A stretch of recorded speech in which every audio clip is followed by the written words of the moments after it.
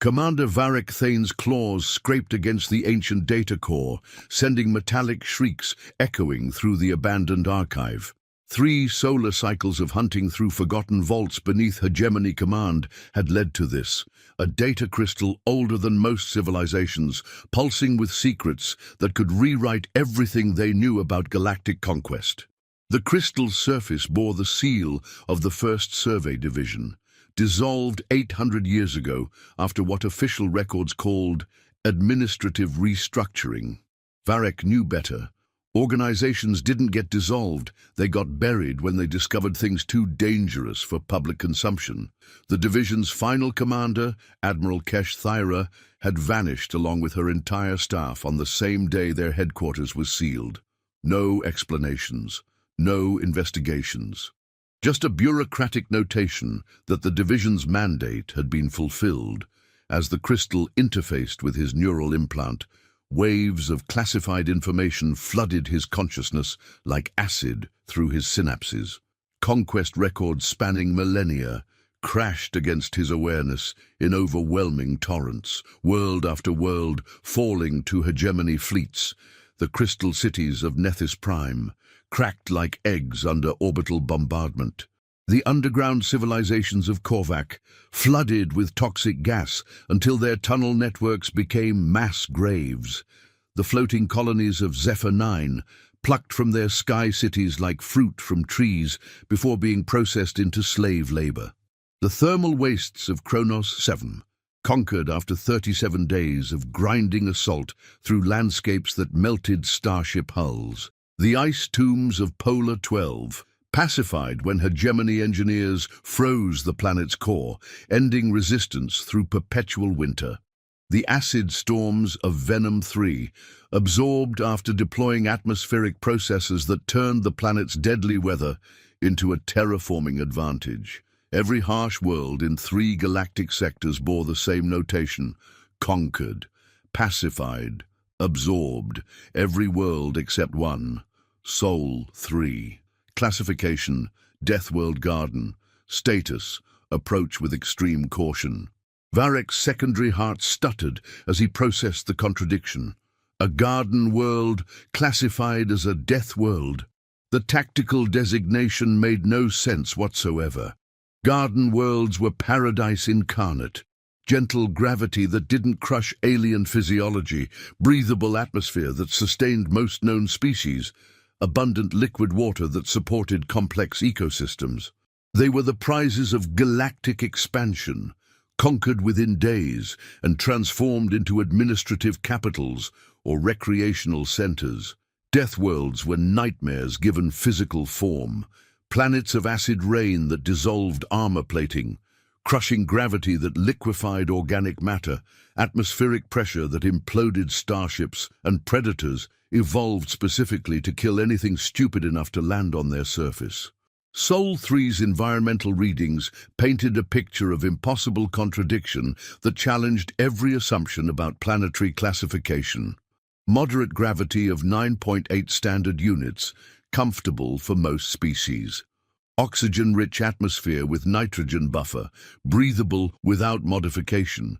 Liquid water covering 70% of the surface area, ideal for colonization. Average temperature variations within acceptable parameters for most galactic life forms. By every metric established over millennia of conquest, Sol 3 should have been the easiest prize in galactic history. A training ground for inexperienced commanders, a vacation destination for war-weary veterans. Yet beneath those readings lay a number that chilled Varric's exoskeleton to its core. Invasion attempts, 847. Successes, 0.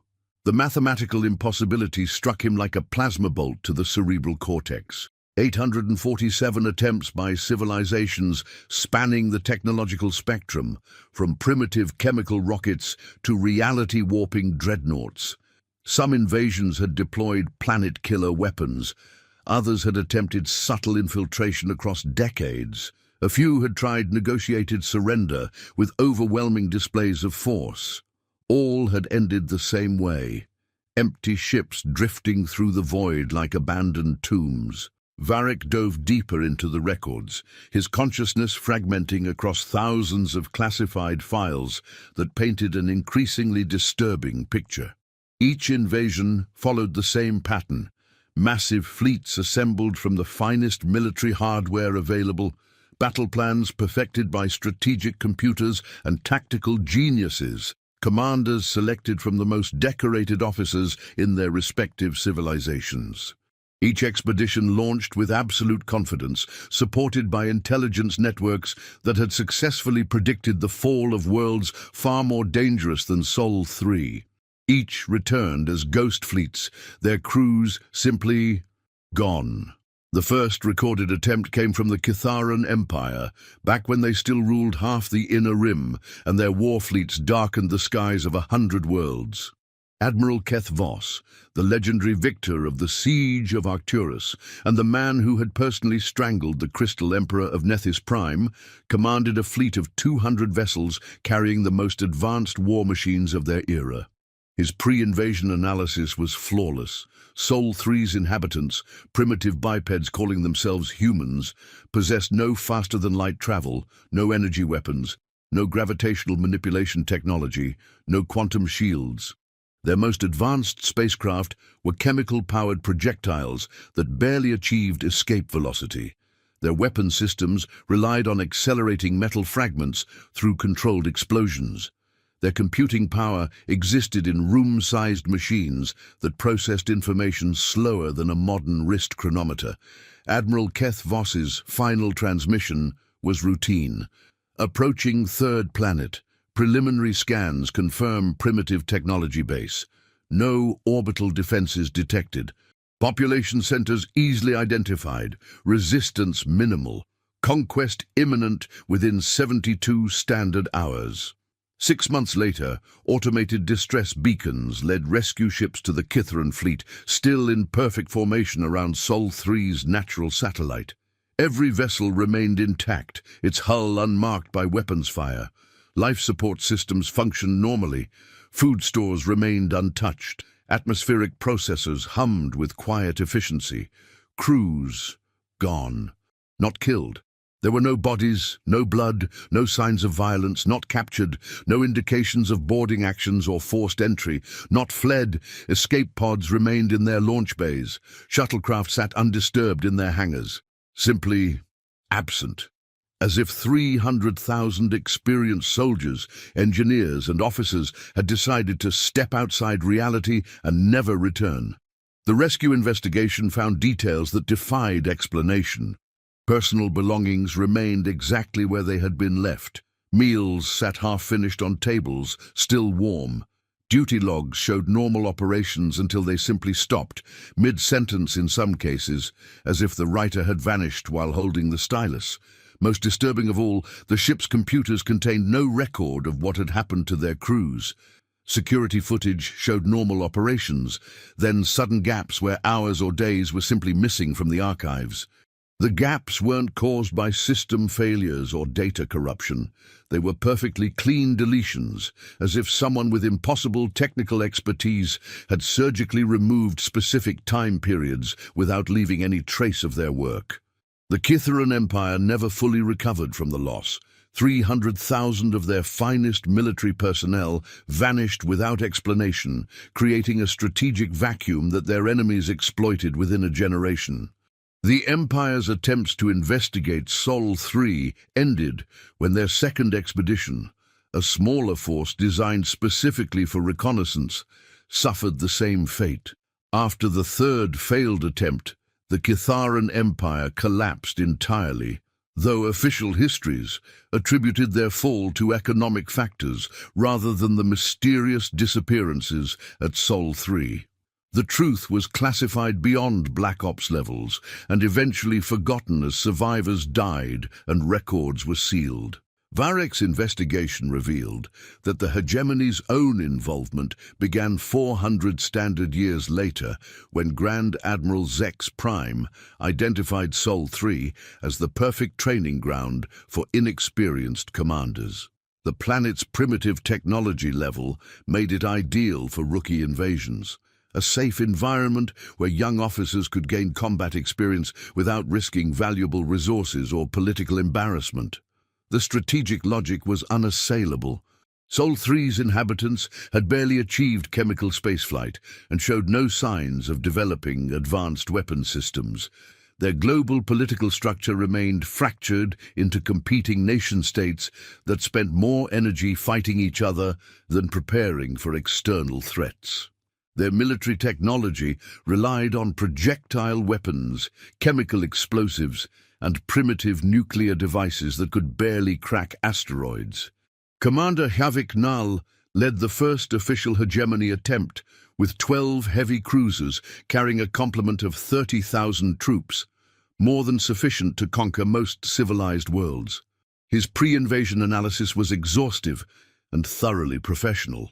The humans possessed no orbital infrastructure worth mentioning. Their atmospheric flight capabilities were limited to chemical rockets and primitive aircraft. Their ground forces used kinetic weapons and chemical explosives that couldn't penetrate modern armor. "It will be," HFY Menschheit transmitted to High Command during his final briefing, "embarrassingly easy. I expect to file conquest confirmation within one standard week." 3 days after entering Sol 3's orbital space, his fleet went silent.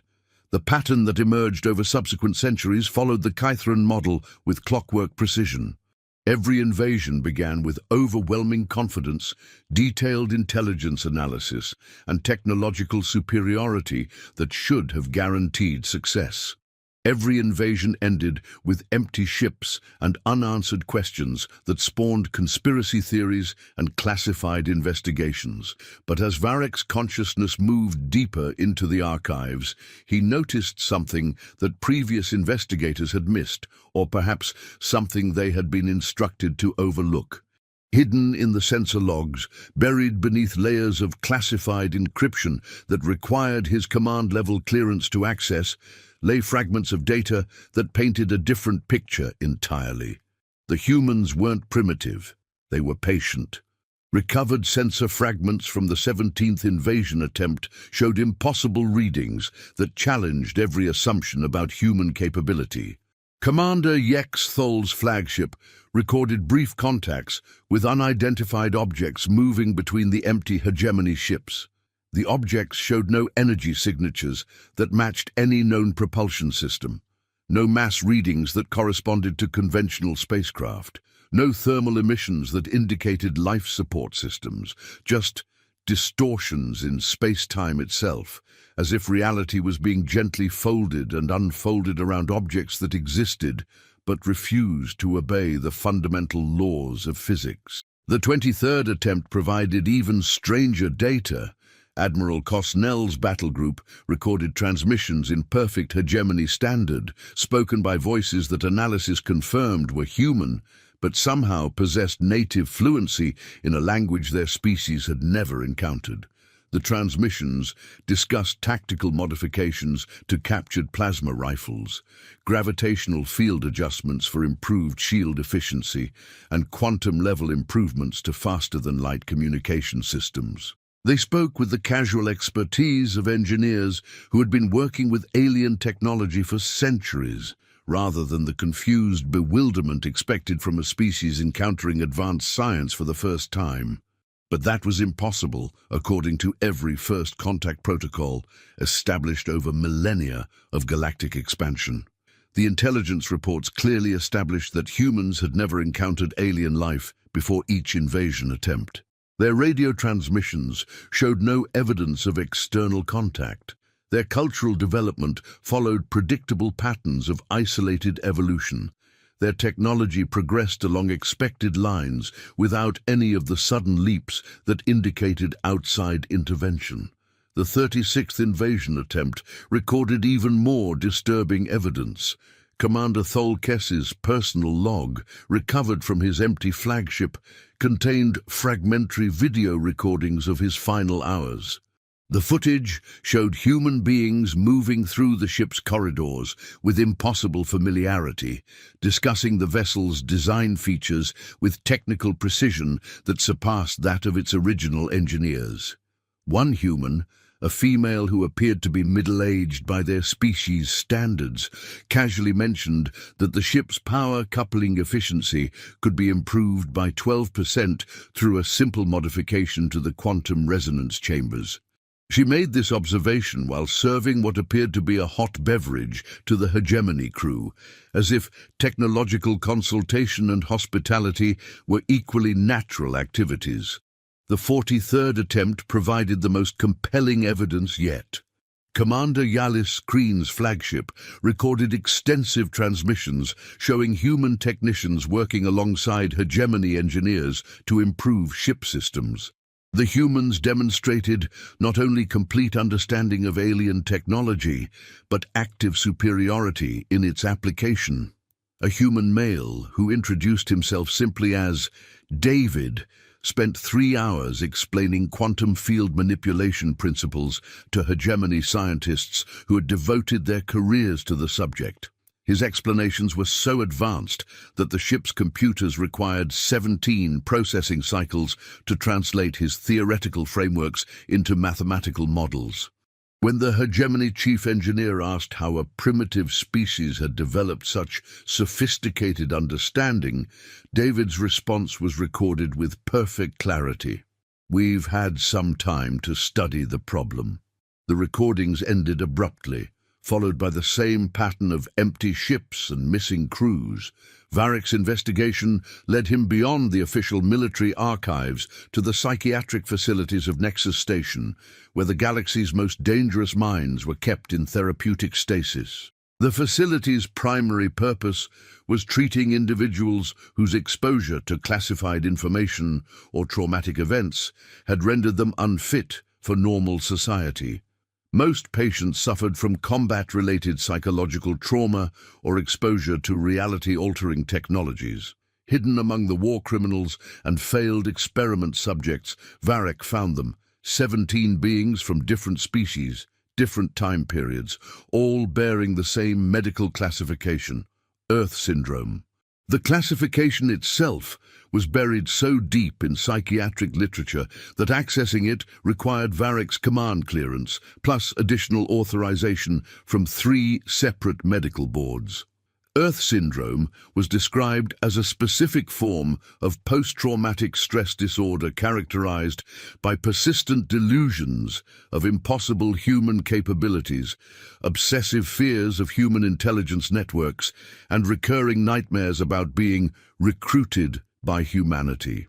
The first survivor Varek accessed was Court Nem, a hegemony tactical specialist who had somehow escaped the 60-second invasion attempt.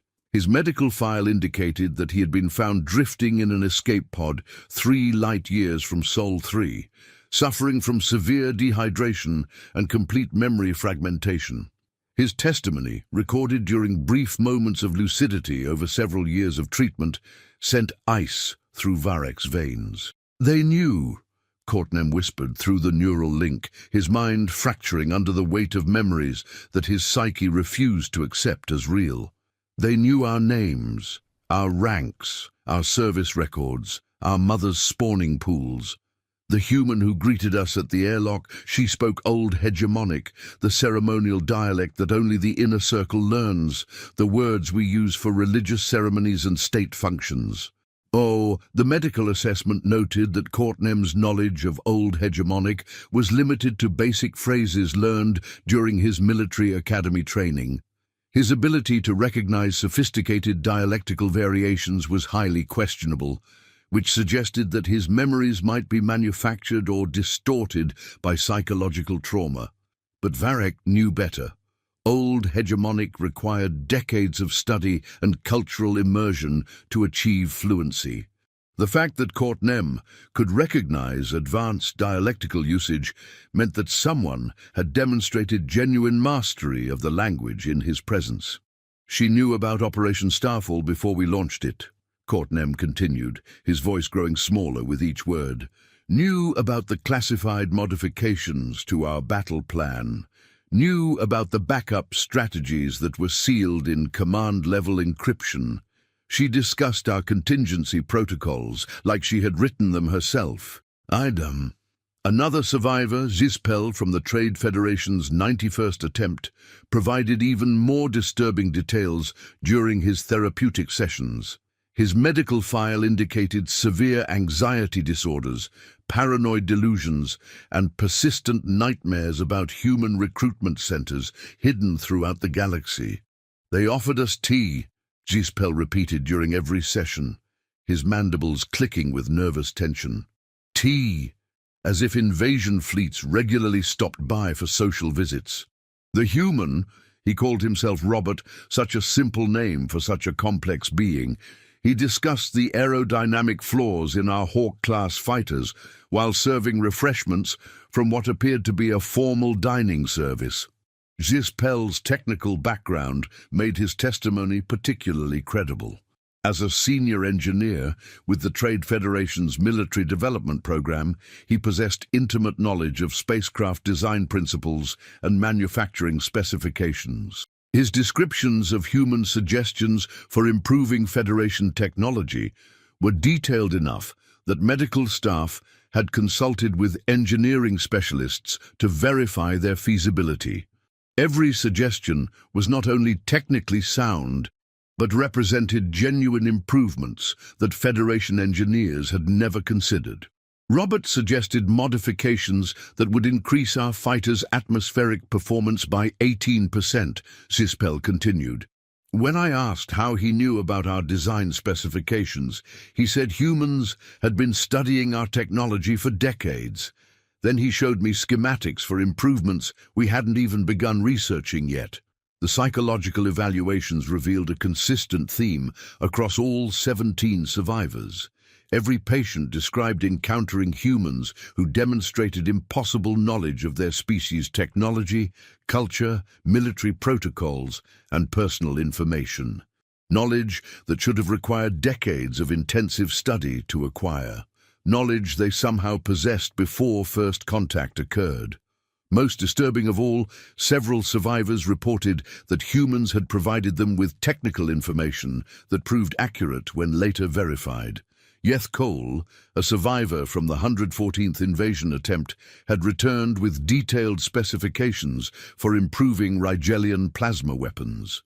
When Federation engineers tested his suggestions, they discovered efficiency improvements that had eluded their research teams for generations.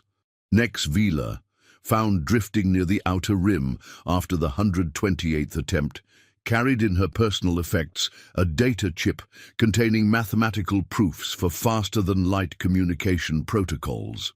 The equations were so advanced that galactic universities were still analyzing their implications centuries later. The evidence painted a picture that challenged every assumption about human development and galactic contact protocols. Either these 17 survivors were suffering from identical delusions that somehow included accurate technical information, or humanity possessed capabilities that no intelligence network had ever detected.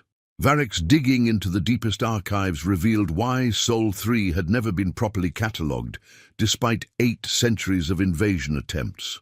The original survey team, dispatched during the second expansion when the hegemony was still establishing its outer territorial boundaries, had encountered something that forced them to invoke Protocol 7, a classification so secret that even Varick's command clearance only provided access to its designation, not its meaning. Protocol 7. Observation only. No contact, no intervention. Quarantine indefinitely. The protocol's existence was buried in legal documents that predated modern record-keeping systems. Accessing the complete text required authorization from the High Council itself, which meant that most military commanders never learned what Protocol 7 actually meant. They received orders to avoid certain systems without understanding why those systems required avoidance. Sol 3 had been designated Protocol 7 for over a millennium. The survey team's final report, classified beyond Black Ops levels in archives that required biological verification plus neural pattern analysis to access, contained details that made Varek question everything he thought he knew about galactic exploration protocols. Survey Commander Thek Voss had led a standard exploration mission with scientific personnel and light military support. Their mandate was routine: identify habitable worlds, catalog indigenous species, assess colonization potential, and establish monitoring stations for future development. Sol 3 appeared to be a straightforward garden world with a developing civilization. Initial scans confirmed breathable atmosphere, comfortable gravity, abundant natural resources, and indigenous life forms that pose no obvious threat to galactic expansion. The problems began when the survey team attempted to establish a monitoring station on Sol 3's natural satellite. Their equipment began malfunctioning in ways that defied explanation. Communication arrays designed to function flawlessly in deep space failed to maintain stable connections. Computer systems that had operated without error for decades began producing impossible data readings. Life support systems engineered for maximum reliability developed mysterious inefficiencies that forced constant repairs. Survey Commander Thek Voss's personal log, recovered from the mission archives, described a growing sense of unease as his team struggled with technical failures that seemed almost deliberately designed to frustrate their efforts. Day 12, communication array offline again. Chief Technician Mel Koss reports no identifiable cause for the failures. Equipment tests perfectly in controlled environments, but malfunctions when attempting to monitor Sol 3's surface. Day 18. Began receiving unidentified transmissions from the planet's surface. Language analysis suggests the inhabitants possess at least 12 major linguistic families with hundreds of regional variations. Complexity level exceeds expectations for their apparent technological development.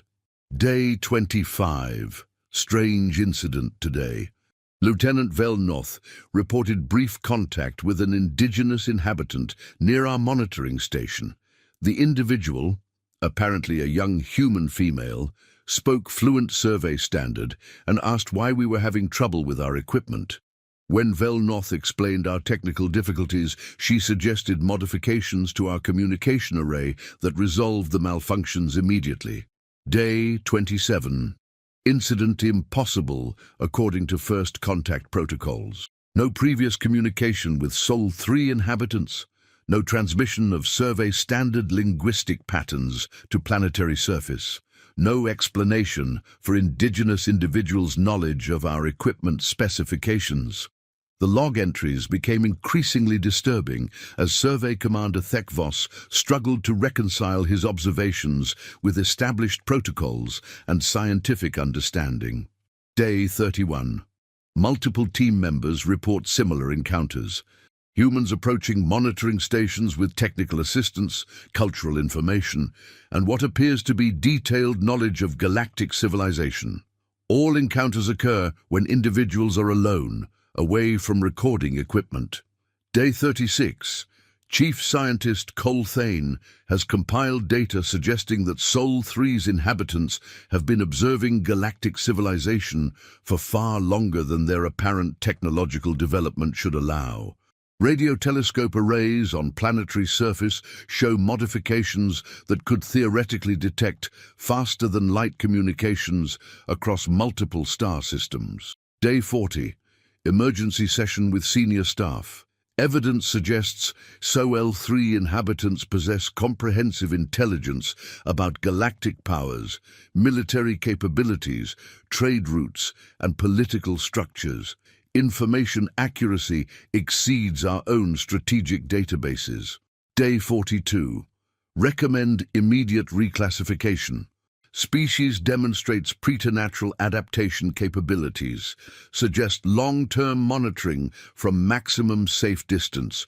Do not engage under any circumstances. The survey team's final transmission was a single line that ended galactic expansion in Sol 3's direction for 800 years, requesting immediate extraction. We are not the observers here. We are being studied. But the hegemony hadn't listened to their own survey team's warnings. Generation after generation of commanders, seeking glory or conveniently selected for disposal by political rivals, had been sent to Sol 3 with incomplete intelligence. None of them knew about Protocol 7. None of them understood what they were really facing. The pattern became clear as Varek accessed personnel files for invasion commanders. Every leader sent to Sol 3 had been selected for reasons that had nothing to do with military competence. Some were political rivals to high-ranking officials. Others had discovered classified information that made them inconvenient. A few had simply become too popular with their subordinates, creating potential threats to established power structures. Sol 3 wasn't a conquest target. It was the galaxy's ultimate disposal system. The humans weren't defending their world. They were recruiting. Deep in the classified files, Varek found surveillance data that should have been impossible to collect. Somehow, hegemony intelligence had managed to plant observation devices across human civilization, documenting their development over centuries.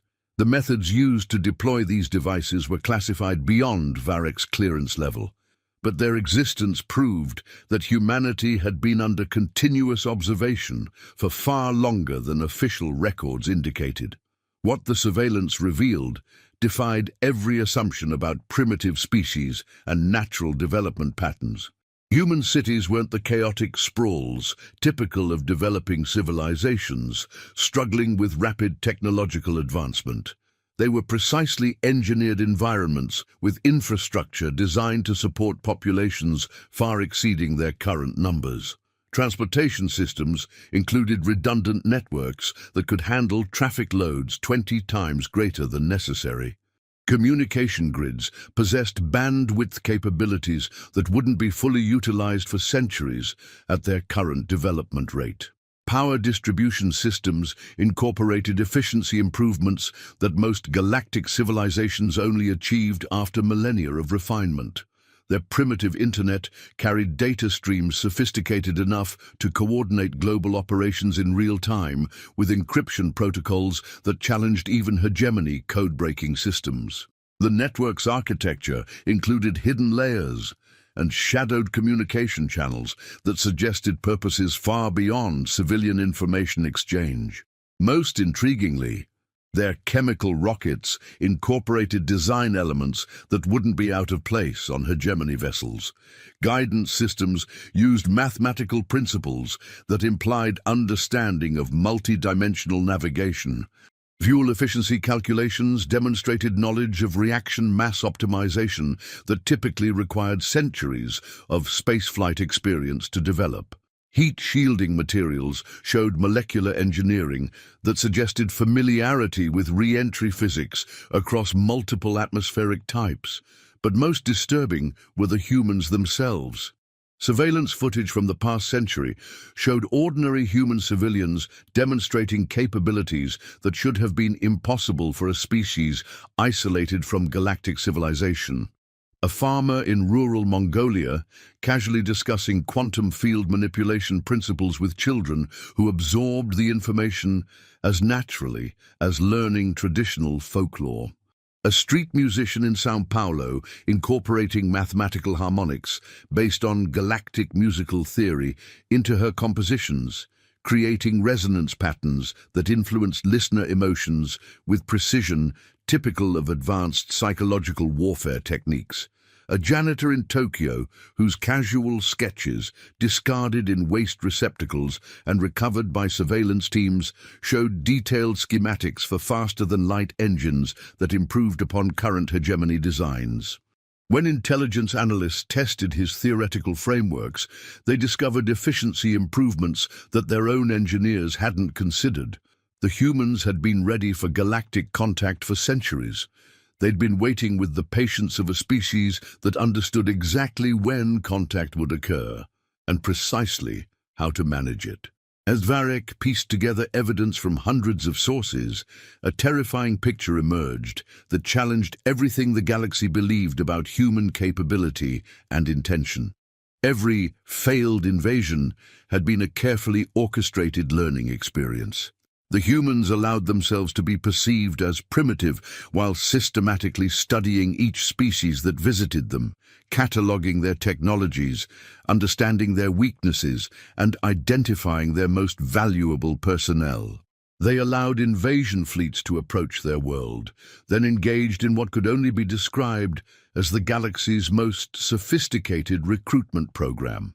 The empty ships weren't evidence of human aggression or advanced defensive capabilities. They were evidence of successful job interviews conducted on an interstellar scale. Varric found the final piece of the puzzle in the personal logs of Grand Admiral Kesh Vorth, the hegemony's most decorated commander and the hero of 7 major campaigns across the Outer Rim. Kesh Vorth had led the 500th invasion attempt with a fleet so powerful that High Command expected him to establish Sol 3 as humanity's new administrative capital within a standard month. His encrypted personal journal, hidden within routine operational reports using steganographic techniques that required command-level clearance to detect, told a story that made Varric's ichor freeze in his circulatory system. Day 7. Made formal contact with human delegation at coordinates they provided before our arrival. Impossible that they should know our fleet composition or mission parameters, but they were expecting us. Greeted our landing party by name, including ranks and service histories that are classified at levels requiring High Council authorization to access. Day 8. Humans have offered comprehensive technology exchange program. Their primitive computers interface seamlessly with our most advanced systems using connection protocols they shouldn't know exist. Chief Engineer Mel Theiss reports that human technical documentation exceeds hegemony standards for precision and comprehensiveness. Uni, Day 12. Crew integration proceeding with unprecedented efficiency. Humans have provided individual quarters customized for each species' environmental requirements, including atmospheric mixtures and gravitational adjustments that demonstrate intimate knowledge of our physiological needs. Some crew members are requesting extended leave to study human engineering techniques and educational methodologies. Day 15. Attended Human Cultural Orientation Session. Their understanding of galactic civilization surpasses our own intelligence networks. They possess detailed information about political structures, military capabilities, economic systems, and cultural practices across 12 major species groups. Information accuracy verified through cross-referencing with classified databases. Day 18. Formal integration ceremony today. Crew voting unanimous in decision to remain. Earth offers opportunities for advancement and intellectual development unavailable elsewhere in galaxy. Humans have demonstrated that their civilization operates according to principles that make traditional conquest obsolete. Day 21. Filed official report of total crew loss due to unspecified defensive action. Truth is that no defensive action was necessary. Crew chose to join human civilization voluntarily after recognizing its superiority to existing galactic alternatives. Day 25. This is my final entry as a hegemony officer. Tomorrow I begin training as humanity's newest strategic consultant. They've shown me plans that will reshape galactic civilization through cooperation rather than conquest. The scope of their long-term thinking exceeds anything I've encountered in 40 years of military service. Day 30. I finally understand why Earth was never meant to be conquered. It was meant to be the command center for something far greater than any single species could achieve. Humanity isn't hiding from galactic civilization, they're preparing to lead it. The implications struck Varric like a plasma cannon to the consciousness. 8 centuries of failed invasions hadn't been failures at all. They had been the most successful recruitment campaign in galactic history, disguised as military defeats to prevent interference from powers that would never voluntarily surrender their independence. Every species that had attempted conquest found themselves facing beings who understood their technology better than its original designers, who spoke their languages with native fluency that surpassed their own educational systems, who knew their tactical doctrines with intimate precision that exceeded their own strategic databases. The humans weren't fighting invaders. They were interviewing potential employees for the galaxy's largest and most ambitious organization. Sol 3 wasn't a backwater planet defended by primitive humans struggling against superior technology. It was the galaxy's most sophisticated intelligence operation disguised as a simple garden world populated by beings who had somehow convinced an entire galaxy that they were harmless. As Varric prepared to transmit his findings to Hegemony Command, hoping that someone in the military hierarchy retained enough independence to act on information that could reshape galactic politics, his communication system activated with an incoming priority message. The transmission carried authorization codes that granted it access to secure command channels, but the origin signature showed Sol 3. That should have been impossible, according to every known technical standard. Human civilization possessed no faster-than-light communication technology. Their most advanced transmission systems barely achieved light-speed propagation across interplanetary distances.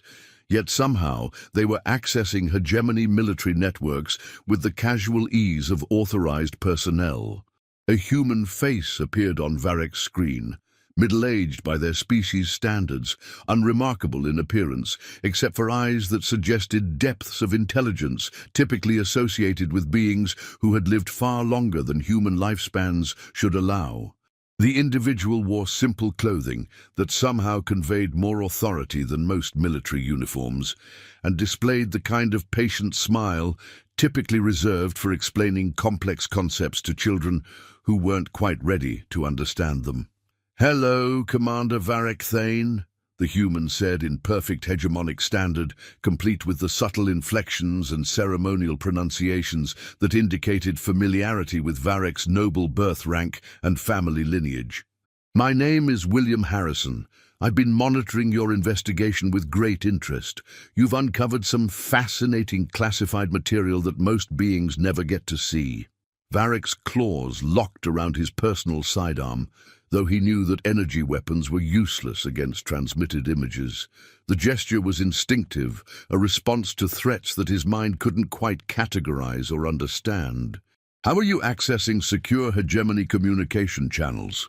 he demanded, his voice carrying the authority of command rank and the desperation of someone who was beginning to understand that authority might be meaningless in this context. "The same way we've been accessing everything else for the past 1,000 years, William replied with the mild tone of someone discussing routine technical procedures. "We built backdoors into galactic communication networks before your species achieved spaceflight. It seemed prudent to establish comprehensive information access before announcing our presence to the galaxy." "That's impossible," Varric protested, though his investigation had already provided evidence that made William's claim disturbingly plausible. "Humans only developed radio communications 2 centuries ago. Your first satellite transmissions are still propagating through local space."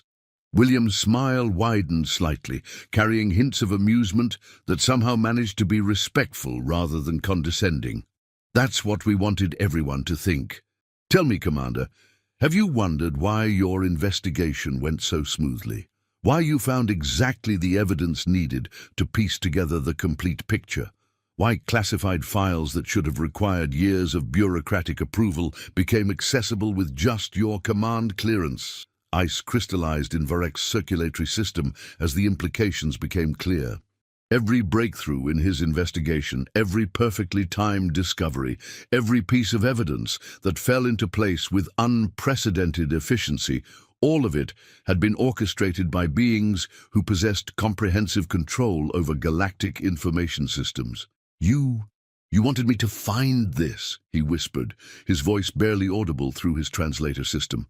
"Every great revelation requires a messenger. William confirmed, with the patience of someone who had planned this conversation centuries in advance. You've served that purpose admirably, Commander. Your findings will be transmitted to every major power in the galaxy within the next solar cycle. They'll finally understand what Earth really is and what humanity represents for galactic civilization. And what is that? Varric asked, though he already suspected that the answer would fundamentally alter his understanding of reality. The galaxy's new management, William said simply, as if announcing a routine personnel change rather than the complete transformation of galactic civilization. We've spent a millennium learning from every species that visited us. We've integrated their best minds, their most advanced technologies, their deepest strategic insights, and their most valuable cultural innovations. We know your strengths, your weaknesses, your fears, your dreams, and your potential better than you know yourselves. The human leaned forward slightly, his expression shifting to convey the kind of serious sincerity typically reserved for historic announcements. The age of competing civilizations is ending, Commander. Not through conquest that destroys civilizations, but through cooperation that elevates them. Every species will find their place in humanity's new order, not as subjects or subordinates, but as valued partners in something greater than any of us could achieve alone. Varric found his voice, though it sounded strange and distant to his own auditory receptors. The hegemony will never submit to human rule. We've conquered half the galaxy through superior technology and strategic planning. They already have submitted, William replied with the calm certainty of someone stating established facts. Check your fleet compositions for the past 50 years, Commander. Cross-reference crew transfers with Earth invasion survivors. Calculate how many of your key strategic positions are held by beings who've spent time in human captivity. You run probability analyses on your most successful military campaigns and compare them with strategic recommendations from officers who've returned from Sol 3. As Varric's personal computer began processing the request, accessing personnel databases and strategic archives that painted an increasingly clear picture, William continued speaking with the patient tone of a teacher guiding a student toward inevitable conclusions. We didn't conquer the galaxy through violence, Commander. We conquered it through patience, understanding, and superior organizational efficiency. Your leaders have been working for us for decades, implementing policies and strategies that serve humanity's long-term objectives. They just didn't know it yet. The data streams flooded Varric's consciousness with undeniable evidence that restructured his entire understanding of galactic politics.